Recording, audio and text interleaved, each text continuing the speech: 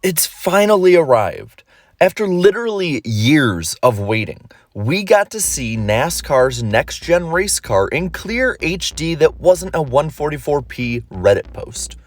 And with this, I feel like we're experiencing a bit of a rejuvenation for much of the NASCAR fan base. After all, there is much that's being changed, and after about 15 years of NASCAR cultural stagnation, I can't blame fans for being a little excited for the unknown of something fresh and new in the future. But moving forward in time, what does this new car represent, and how can it change the game forever in NASCAR? That's what I and the rest of the NASCAR fan base really are wondering. In the immediate present, there is the obvious. The cars are most definitely different. There are some pretty big differences at that. The step splitter and rear diffuser are the easiest to spot from a distance. In theory, these will drastically reduce the aero hyperdependency that we currently see in current Cup racing. The splitter change allowing more air underneath the cars. This hopefully will make the cars not be plastered to the ground, although in the middle there's no way it can be, and basically nullify much of the problems of dirty air on the nose of the cars like what we see with the Gen 6. Now that's with the front end.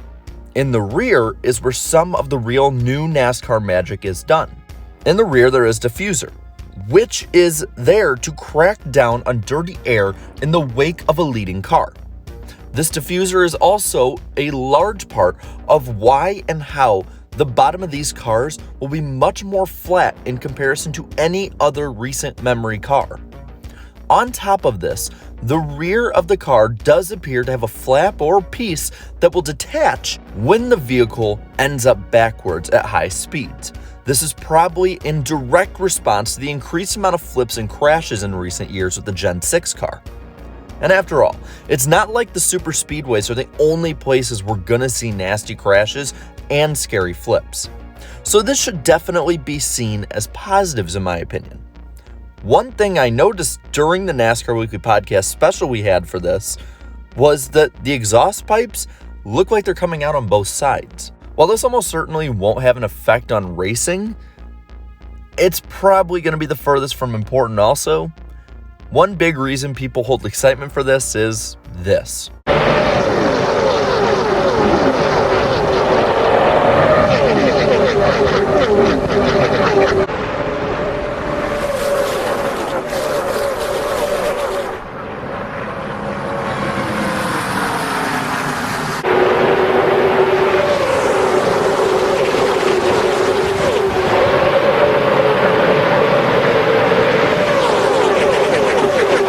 There are other changes that are big in sight, but probably not in competition as well.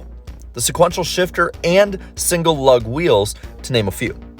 This really will be a culture shock for the sport, and I can assure you that everyone working in the sport is going to feel some of its blowback just because of how major this is. One major behind the scenes change is that NASCAR is also allowing only 7 cars per team. From the words of NASCAR officials, these cars will be able to be used at any track at any time. Daytona one weekend, Darlington the next. Martinsville one weekend, Kansas the next. The same was said about the infamous COT car, so it's yet to be seen if this comes to fruition over time or if it's just another pipe dream like with the COT. The big change, it seems to be the openly kept secret of what NASCAR officials are calling the cost reduction. And at face value, it's true, and you could say good. Teams will be spending less, hopefully, in certain areas due to the slashing of team personnel. There will be huge sectors of race teams made obsolete and thrown out in basically the year's end or next year's end. And when NASCAR adopts a new engine in the future, even more are going to be out. After all, in the near future, we could see factory-made hybrid engines in NASCAR. While all of this is controversial and something NASCAR wants to try to kind of gloss over at the time, it is still important to highlight. Now, I also think with there being so many new moving pieces, there's going to be turbulence and the natural order of teams is going to be shaken.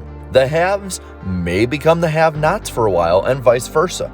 In 2007, for instance, when the Car of Tomorrow debuted after the Gen 4, Haas jumped up from a sub-30th place team up to the top 10.